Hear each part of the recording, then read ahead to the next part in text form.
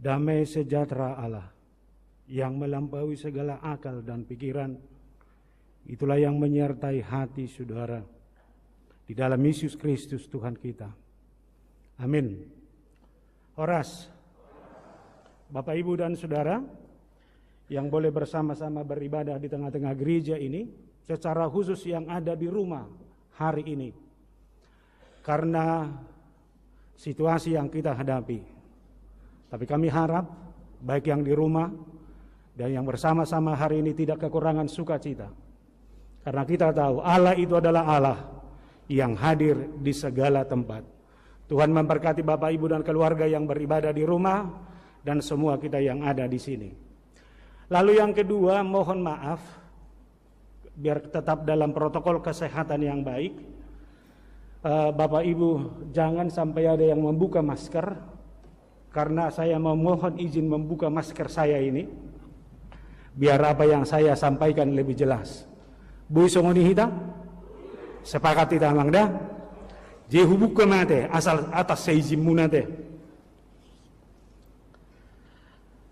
Firman Tuhan yang mendasari ibadah kita pada ibadah minggu ini, saya akan baca dalam kitab Pengkhotbah pasal 10 ayatnya yang ke-10 sampai ayatnya yang ke-15. Demikian dikatakan, jika besi menjadi tumpul dan tidak diasah, maka orang harus memperbesar tenaga. Tetapi yang terpenting untuk berhasil adalah hikmat. Jika ular memagut sebelum mantra diucapkan, maka tukang mantra tidak akan berhasil. Perkataan mulut orang berhikmat menarik, tetapi bibir orang bodoh menelan orang itu sendiri. Awal perkataan yang keluar dari mulutnya adalah kebodohan, dan akhir bicaranya adalah kebebalan yang mencelakakan.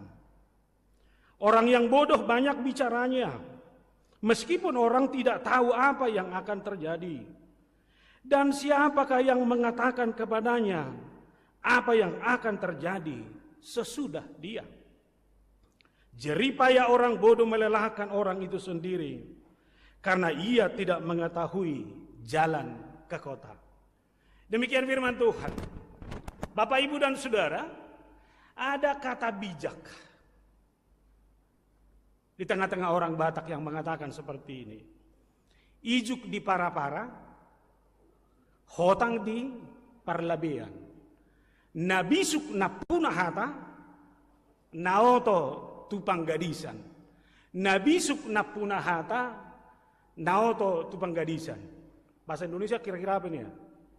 Orang yang berhikmat itu adalah orang yang bisa menyimpan kata-kata yang berhikmat juga, dan orang bodoh hanya akan terjual sendiri. Karena memang benar Bapak, Ibu, dan Saudara, orang bisuk yang berhikmat itu adalah orang yang dipenuhi dengan wibawa, sehingga kata-katanya juga adalah kata-kata yang mengajak semua orang untuk mendengarkan dia. Orang yang berhikmat itu adalah orang yang juga menjadi tempat bertanya bagi semua orang. Itu makanya bagi orang Batak, molo mamora ibana, nabora naboi parsalian. Molo namalo ibana, namalo naboi panukunan. Molo naoto, sebetulnya naboi ajaran. Alah memang kita harus jujur, orang bodoh sekarang susah diajari. Sudah bodoh sok tahu. Tapi lihat saudara, di tengah-tengah orang Batak itu bagaimana orang Batak mengunggulkan orang yang berhikmat itu. Orang Batak yang mengunggulkan berhikmat, menempatkan orang yang berhikmat itu dalam posisi yang luar biasa. Kata-kata dari orang berhikmat sering menjadi kata akhir. Kata menjadi keputusan. Kata yang harus diikuti oleh semua orang. Bahkan sebaliknya saudara, kalau ada orang bodoh, dia akan menunggu waktunya. Dia sendiri akan terjual dari situ. Dan salah satu bagian dari penterjemahan hikmat orang Batak itu adalah patut dohanguluan. Tois do hamagoa. Dan ini sangat-sangat mengakar bagi kehidupan orang Batak. Maka lihat dimanapun orang Batak berada, dia pasti survive. Maaf kalau saya katakan ini, mari kita koreksi bersama. Dalam kondisi yang bagaimanapun, orang Batak itu survive. Karena dia sudah terlebih dahulu menjaga kualitas dirinya. Patun itu adalah moralitas yang baik. Patun itu adalah hubungan sosial yang terjaga.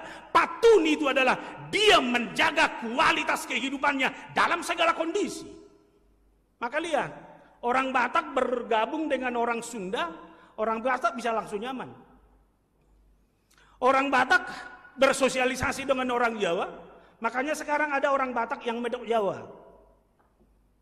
Sundanya juga dia masuk. Artinya saudara, ini kekuatan orang Batak karena hikmat yang dia miliki dalam segala hal. Maka lihat, selama bumi ini bersisik, orang Batak pasti ada di situ. Olan tidak kuota atau mereka menurung mengnadang. Siapa pikir dulu? Sampai ke Cilengsi, sampai ke tempat ini orang Batak ada. Lihat, dari sini sampai Cilengsi, sampai Jonggol, sudah orang Batak di situ semuanya.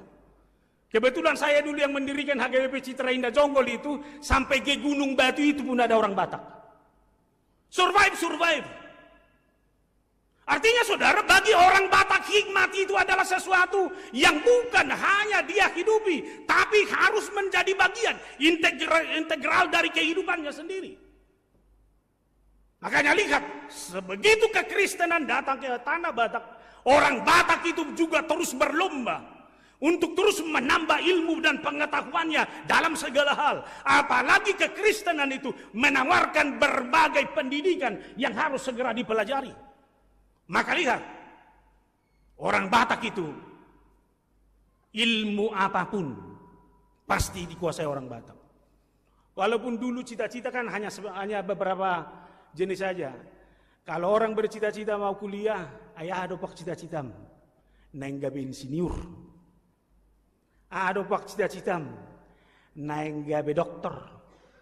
Adopak cita-citam gabe ahli hukum. Orang itu dua lain. Nah jolo dang adok cita-cita halak Batak gabe badita. Dang laku memang natu dia ba masuk iba natu badita kan itu. Anggo natu luono do na unggul atok dalam segala hal. Tapi lihat semuanya sekarang ini. Mau bidang ilmu apapun orang Batak ada di sana.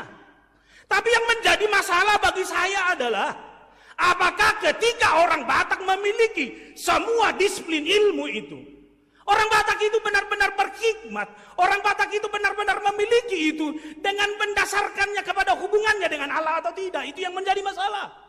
Apakah ilmu yang dimiliki oleh orang Batak, apakah hikmat yang dimiliki oleh orang Batak itu adalah hikmat yang berasal dari Allah atau hanya dari dunia ini saja?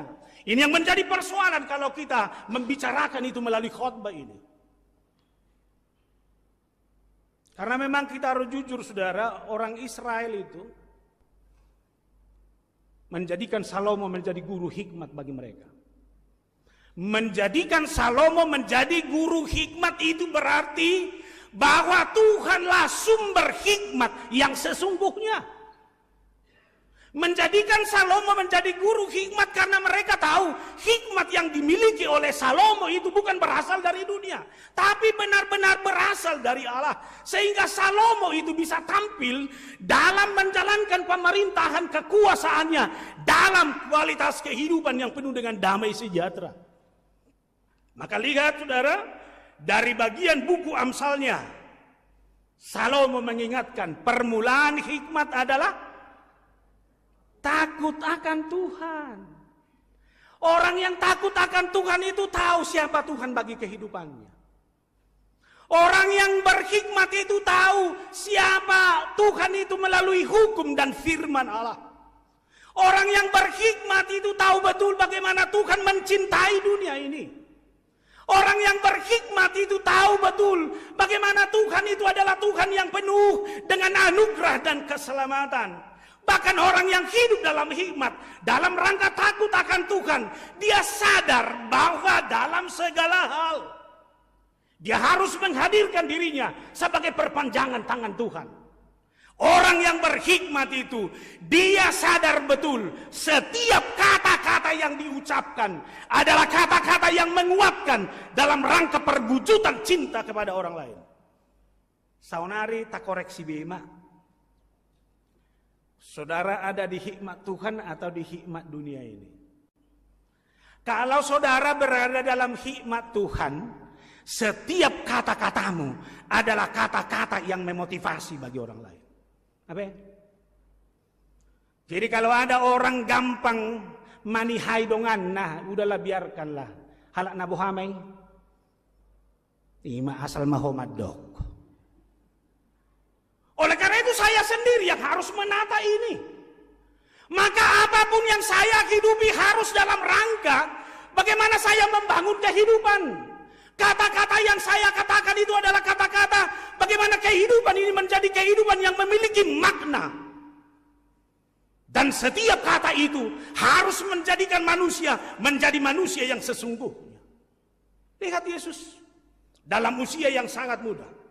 Dia memasuki bait Allah. Kata-katanya yang penuh hikmat dan penuh kecerdasan itu mencengangkan bagi semua orang.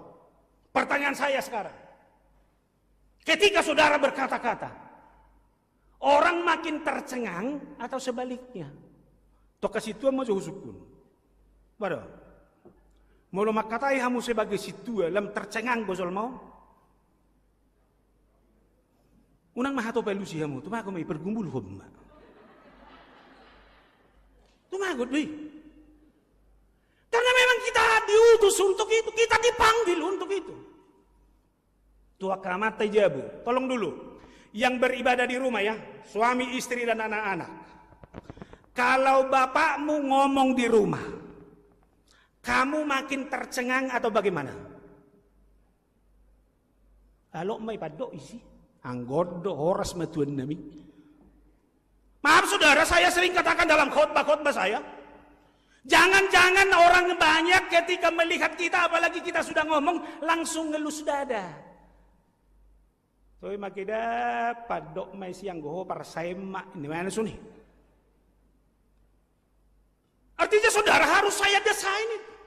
Saya tidak mungkin memiliki kata-kata yang penuh hikmat, yang membangun, yang meneduhkan, yang merangkul semua orang tanpa pengenalan yang sungguh-sungguh kepada Tuhan. Maka Allah yang saya percaya itu adalah Allah yang saya harus perkenalkan dalam setiap kecerdasan yang saya miliki dalam kehidupan ini. Maka ilmu apapun yang saudara peroleh, pakailah ilmumu menjadi ilmu yang membangun kehidupan, mengelola kehidupan, membangun masa depan yang baik di masa yang akan datang. Maka saudara, apa yang menjadi dasar atau apa yang harus kita peroleh dari berbagai hal ketika kita memperoleh hikmat itu sendiri, itulah yang mau kita telisik dari nats ini. Maka yang pertama adalah orang yang berhikmat tidak membiarkan dirinya menjadi tumpul. Sekali lagi saya bilang, orang yang berhikmat tidak membiarkan dirinya menjadi tumpul, tetapi akan terus-menerus mengasah dan mempertajam kehidupannya. Kalau dalam nats ini ayat 10 itu dikatakan, dia menebang pohon dengan batu yang tumpul, ya capeknya yang pasti. Lojana minta ampun, dia akan lelah sendiri. Kebetulan saya anak orang kampung. Bapak saya walaupun seorang guru tapi bertani juga. Ketika musim mencangkul sudah selesai dan sebentar akan menanam, maka cangkul itu akan diasah. Dia pertajam, lalu dia gantung.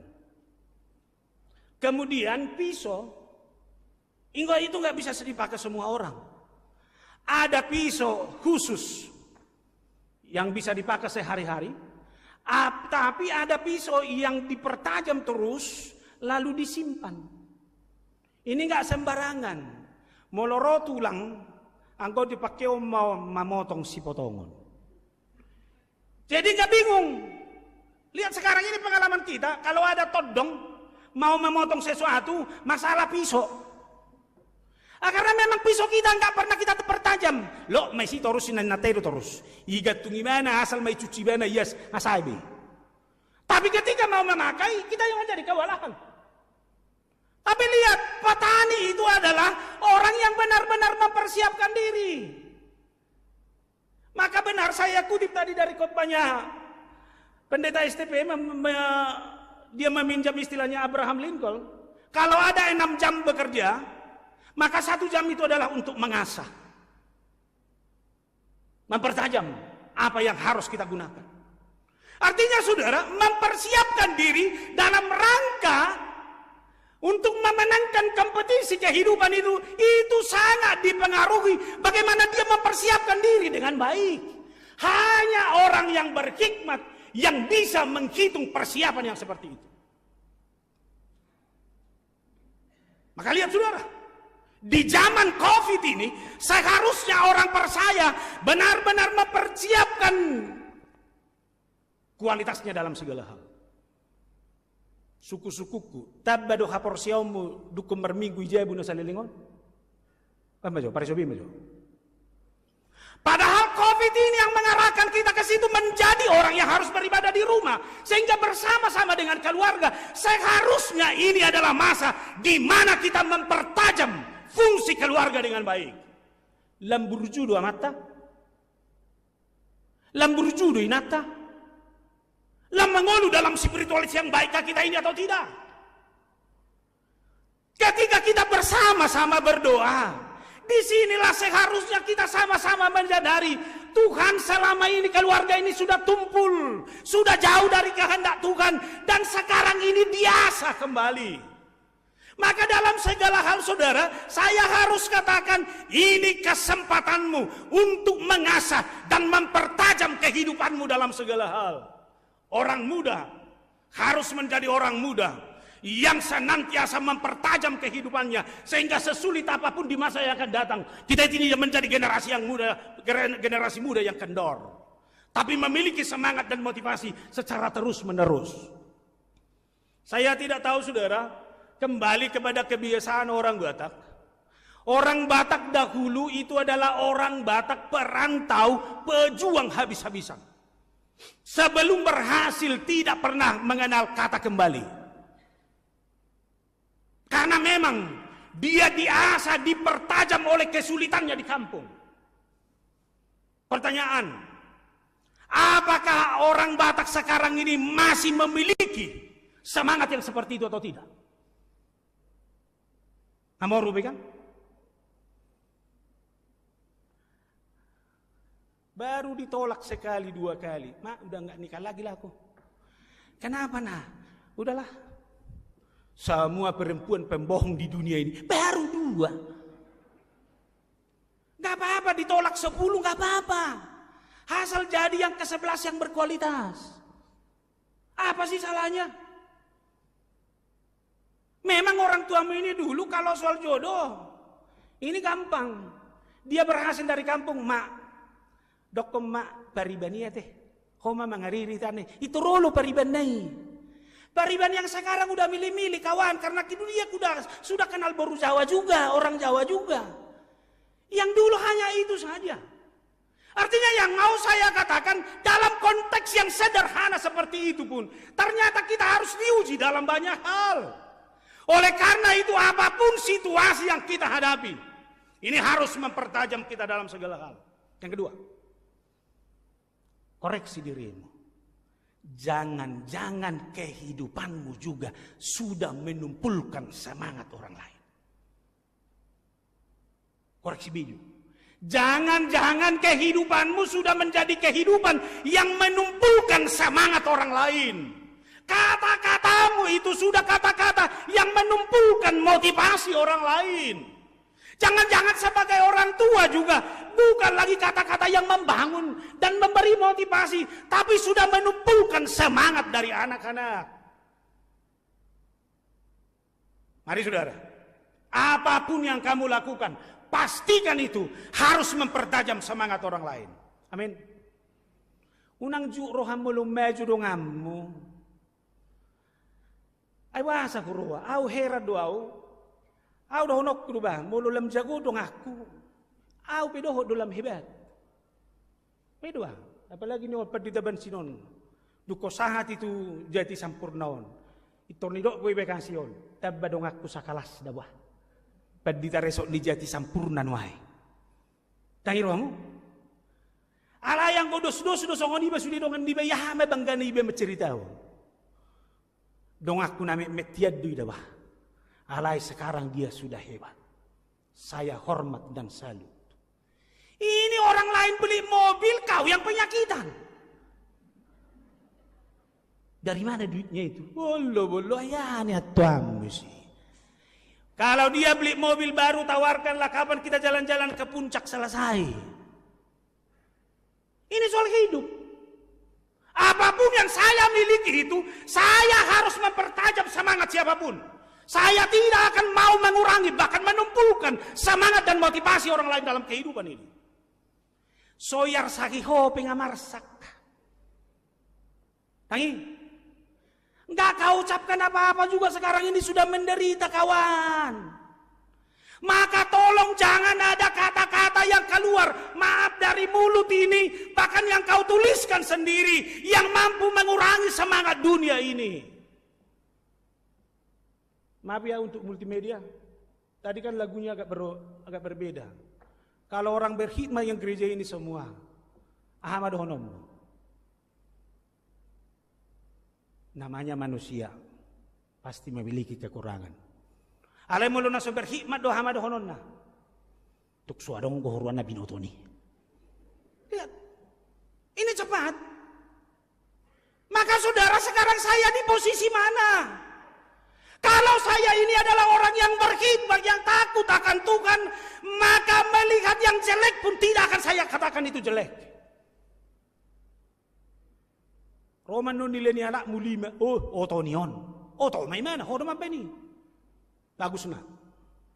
Selama mama sekolah belum pernah angka merah, tapi sekarang anak mama sudah memiliki angka 5. Itu artinya mama harus menjadi mama yang terbaik bagimu. Baru semangat di mana? Semangat. Om, aduh nah, habis uang mama. Tapi inilah hasilnya, selesai mana? Jadi jaga. Maka saya katakan orang yang berhikmat itu memiliki kata-kata yang cerdas, memiliki kata-kata yang menguatkan. Dia tidak mau menumpulkan semangat orang lain. Amin. Saruba de mulai berekobo hiku nak pola dok pebirong ita manis paresia deh. Apa susahnya? Benar enggak? Ima tong bertobat mahita. Lalu yang kedua, orang yang berhikmat itu juga adalah orang yang akan mampu mengambil keputusan yang tepat pada waktu yang tepat. Lihat ayat 11-nya. Jika ular memagut sebelum mantra diucapkan, maka tukang mantra tidak akan berhasil. Tukang mantra, dukun, datu ina alat Batak, pasti disebut itu orang pintar. Tu dia mana lau merubah tu nama loi. Tapi lihat orang yang pintar, datu nama loi, dukun yang pintar itu juga. Kalau tidak memiliki hikmat, dia tidak akan mampu menunjukkan kemampuannya juga. Ular akan memanggut dia lebih dahulu, mantranya tidak ada lagi artinya apa-apa. Pakai turbing. Sebelum itu turbing go argai. Sebelum ular memanggut. Yang mau saya katakan saudara, inilah kelebihan orang yang berhikmat itu. Dia akan melihat di mana dia harus menempatkan diri dan mengambil keputusan dengan baik. Maka saudara, dalam rangka mengambil keputusan ini bukan soal strata. S1, S2, S3. Tapi ini adalah soal hikmat. Maka ada orang, segala ilmu dia peroleh, tapi mengambil keputusan tidak pernah berani. Mengambil keputusan tidak pernah tepat. Maka hanya orang yang berhikmat mampu mengambil itu. Maka lihat pengalamanmu. Dalam kondisi krusial, apakah saudara sanggup mengambil keputusan yang tepat pada saat yang tepat atau tidak? Saya yakin saudara bisa survive sampai hari ini karena keputusanmu selama ini adalah keputusan yang terbaik. Amin. Itu ngapain? Sakit gak sakit. Kalau gak diambil keputusan pasti lebih sakit. Tapi kita ambil keputusan ini harus begini. Jadi gimana keputusanmu di tengah-tengah ekonomi yang hancur ini? Mula kampung mabah. Di kampung ngapain? Martani mah. Keputusan baik? Ngapain berkatakan di sini kalau toh sudah kehancuran, udah ngutang ke sana kemari? Kenapa nggak berkhidmat? Pulang ke kampung bukan kekalahan. Pulang ke kampung adalah keputusan bijak demi masa depan yang terbaik. Hati doi bisa sakit, tapi itu keputusan yang harus saya ambil. Dalam rangka corona ini, bicara soal wabah. Jangan lupa, di Alkitab juga sudah banyak wabah. Artinya corona ini bukan hanya ini wabah yang dihadapi oleh gereja. Flu Spanyol, ternyata itu juga merenggut banyak nyawa di Tapanuli, di Laguboti. Tapi gereja HKBP pada saat itu menjadi gereja yang sangat luar biasa membantu korban flu Spanyol. Di Alkitab, ketika tulah itu datang pada zaman Firaun, apa yang dilakukan oleh Firaun? Gak berbuat apa-apa. Akhirnya tulah demi tulah datang, bangsanya hancur. Yang mau saya katakan saudara, di zaman COVID ini, terima kasih saya katakan, COVID ini sudah membuat gereja tetap menjadi gereja yang melek akan teknologi. Terus terang, saya tidak tahu dulunya apa itu khotbah live streaming. Mamerek kamerau pituan nabi jantung duiba. Sama itu kalau difoto mengatur gaya kan susah. Gimana ya? Apakah begini? Apakah begini? Apakah begini? Ini sama susahnya. Kalau sudah depan kamera. Tapi kalau kau sendiri, ya pasti. Ini nabuti.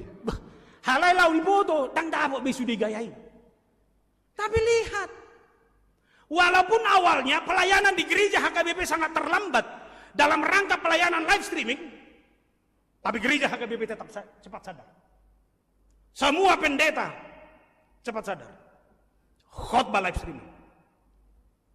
Makanya sekarang lihat, pendeta HKBP sudah makin canggih-canggih sekarang. Bikin khotbah live streaming. Enggak puas lagi dari gereja, bikin dari rumahnya sendiri. Ini kan keputusan yang tepat. Makanya lihat, pelayanan juga harus pelayanan yang seperti itu. Dang boy berengon nahona COVID, siapa bilang? Inang boru manurung. Hu video call hoda? Video call. Ibereng maboru manurungi, birokiat dong agabe botar. Bah, songon nagabe botar roho boru manurung nabuado, pacilalamun wai. Bisa kan? Ini kan kecermatan. Ini keputusan yang terbaik. Artinya saudara banyak yang harus dilakukan. Dan lihat, aku sempat persuburan. Yang mau saya katakan ini kan kota yang jauh. Kalau dulu ngirim surat dari Bekasi ke persuburan berapa lama? Wah, nggak tahu berapa lama itu. Tapi sekarang,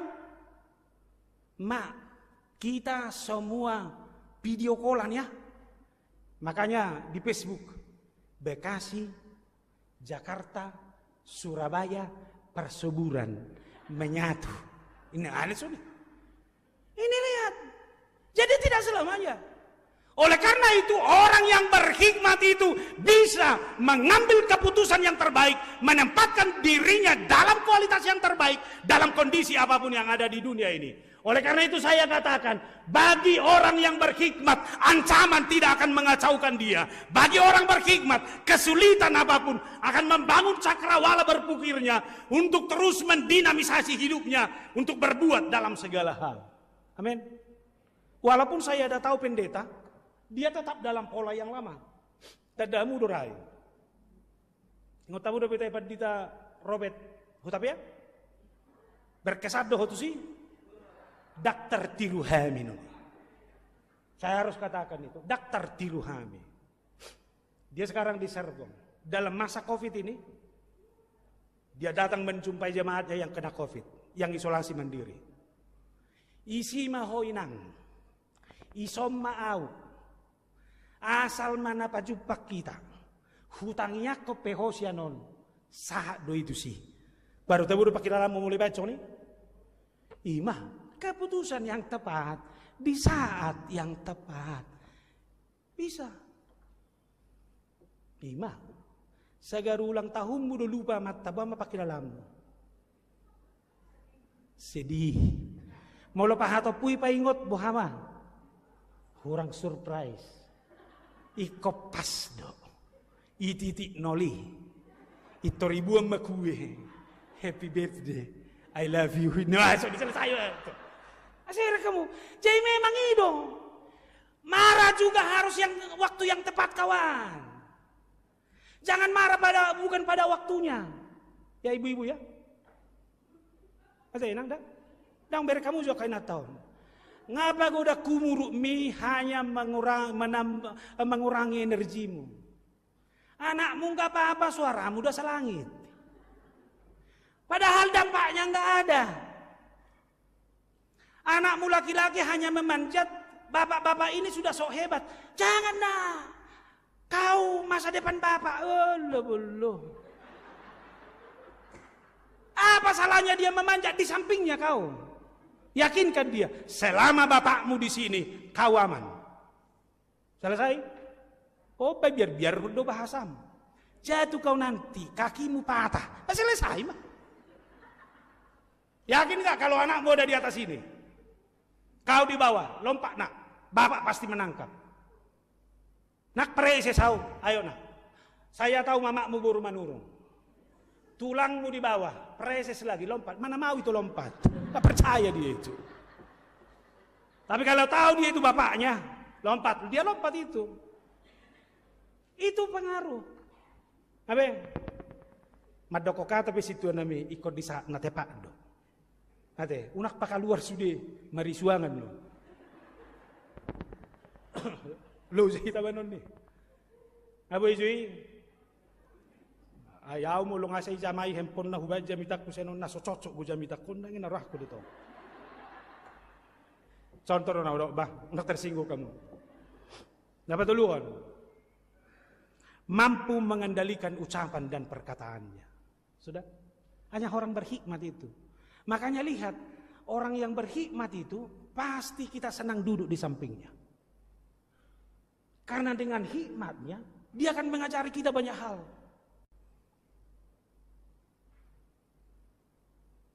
Dia akan berbicara apa yang perlu. Dia akan mengucapkan kata-kata yang dia tahu kata-kata itu adalah kata-kata yang membangun. Dia akan diam kalau dianggap itu perlu.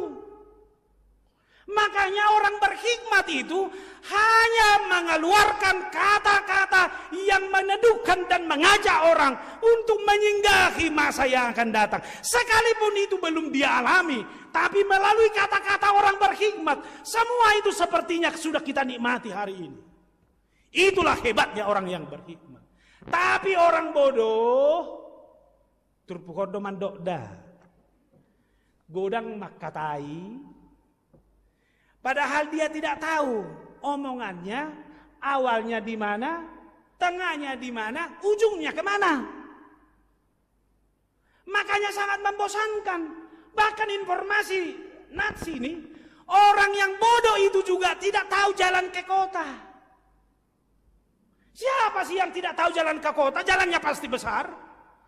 Tapi kita mau artikan, orang yang bodoh itu tidak mengenali siapa dia. Daksa dari bana naoto. Itu yang saya bilang tadi. Makanya lihat orang-orang bodoh itu adalah orang-orang bodoh yang selalu mau mengucapkan kata-kata yang dia tahu itu menyakitkan bagi siapapun. Dia sudah tahu itu akan menyakitkan tapi dikeluarkan. Hanya orang bodoh yang mampu seperti itu. Orang pintar akan mengukur ini buat dia tersinggung atau tidak. Maka pertanyaan saya sekarang, apakah kau mau berduka hanya karena kata-kata orang lain? Mau? Unang ului. Isi do nama dokoni? Akan auto doi. rohana maisi. Molo mau to ibana unang dohoto oto. Molo marsahit ibana unang dohoto marsahit. Abena? Kecewa dengan suamimu di rumah. Langsung lipat tanganmu. Jangan lawan kata-kata kotor yang diucapkan. Sebab kalau kau ikut mengucapkan itu, berarti sama juga kamu orang bodoh. Ini juga yang sering saya katakan dalam khotbah saya. Enggak mungkin satu orang berantem kawan. Bodoh salah berbedai. Minimal 3. Atau mulu berbeda mata doho berbeda mulia loho. Dohot, hope berbeda. Sudah tahu itu kata-kata orang bodoh, kok dijawab? Sudah tahu itu hanya kata orang bodoh yang mampu mengucapkan kata-kata yang merendahkan, kok dijawab? Saya sebagai manusia berhikmat, hutang yakum mahwa samailu posya sahikmi alai dang doho tau marsahi songoko. Amin. Betiupamu halimati. Hutang yakum saya doakan kamu biar bisa sembuh dari penyakitmu, tapi saya tidak mau berpenyakitan seperti penyakitmu itu. Selesai kan? Jiala nahalak nabi su takya ululu jayala ni portibio. Ibu tahu apa mulak tu jabum? Akan nabi su mai. Kalau saya mau katakan itu, kalau kau kembali ke rumahmu, rumahmu itu adalah rumah di mana saudara mampu menerjemahkan hikmat yang ada dalam kehidupanmu itu. Maka kehadiranmu itu adalah kehadiran yang mendinamisir keluargamu. Kehadiranmu dengan hikmatmu itu adalah kehadiran yang membawa motivasi dan semangat bagi keluargamu. Maka bagi yang di rumah, terimalah hikmat dari Tuhan. Selama saudara hidup dalam hikmat dan didikan Tuhan, keluargamu akan menuju kepada kebahagiaan yang sesungguhnya. Amin. Apapun kesulitanmu secara ekonomi sekarang ini, saya katakan hadapi kesulitan itu, tapi pakai hikmat yang daripada Tuhan. Hikmat yang daripada Tuhanlah yang akan menguatkan, mendorong, memotivasi dan mengantar saudara kepada sukses yang sesungguhnya. Akhirnya saudara, Tuhan memberkati kita semuanya. Biarlah hikmat dan didikan daripada Tuhan itu menjadi hikmat yang menguatkan kita dalam segala hal, menguatkan persekutuan kita, menyemangati kita untuk memantapkan langkah kita melewati semua kesulitan karena pandemi ini. Tuhan memberkati Bapak Ibu, Tuhan memberkati Amanginang keluarga semua yang ada di rumah. Kami tahu ibu bapak juga pasti berkeinginan beribadah di rumah ini, di rumah Tuhan ini. Tapi hikmatlah yang mengajar kita untuk menghargai protokol kesehatan hari ini. Tuhan memberkati kita semua. Amin, kita berdoa. Allah Bapa di dalam Yesus, terima kasih atas firman-Mu yang sungguh mengingatkan kami betapa agung, mulia dan bersukacitanya ketika kami ada dalam hikmat yang daripada Tuhan. Permulaan hikmat adalah takut akan Tuhan. Biarlah kami terus membina hubungan yang baik dengan Allah, terus setia dalam hukum dan Taurat Tuhan dan firman Tuhan. Dari situlah kami memperoleh hikmat yang sesungguhnya, sehingga kami akan mampu mengendalikan ucapan dan perkataan kami yang menguatkan dan meneduhkan bagi semua orang. Disitulah kami mampu mengambil keputusan yang terbaik di saat yang terbaik. Dan disitulah kami mampu mengasah kehidupan kami. Kalau tumpul karena berbagai persoalan, kami akan mempertajam itu dengan membina hubungan yang terbaik dengan Allah. Dan jangan biarkan kami Tuhan, tolong ingatkan kami Tuhan, agar hidup kami juga jangan menumpulkan semangat orang lain, tapi kehadiran kami juga menyemangati siapapun. Terima kasih, berkatilah kami masing-masing, berkati keluarga kami, berkati anak-anak kami, pekerjaan kami juga. Secara khusus kami doakan yang terdampak secara ekonomi karena pandemi ini. Mereka pasti berkeluh kesah Tuhan, tapi kami yakin dan percaya biarlah hikmat Tuhan yang ada di dalam hidup mereka, sehingga mereka mampu memenangkan itu dan mampu terus menjaga kualitas kehidupan dalam takut akan Tuhan. Sumber kebahagiaan kami yang sesungguhnya ada di dalam tangan Tuhan. Menangkan kami. Kalau ada yang terpapar Tuhan, jatuh dalam sakit penyakit, biarlah roh kesembuhan, mujizat-Mu boleh mengembalikan kesehatan mereka. Kami yakin dan percaya. Jangan biarkan rumah tangga setiap orang percaya, jemaatmu ini makin rapuh karena pandemi ini. Tapi kami akan mempertajam cinta kasih kami, cinta kasih keluarga di dalam takut akan Tuhan. Kami akan senantiasa membangun hubungan yang terbaik denganmu. Terima kasih, berkatilah kami seluruhnya. Berkati majelis gereja dan keluarga, para pendeta yang ada di sini dan keluarga juga. Sehingga seluruh pelayanan kami menjadi kemuliaan keagungan bagi nama Tuhan. Dalam Yesus Kristus kami berdoa. Amin.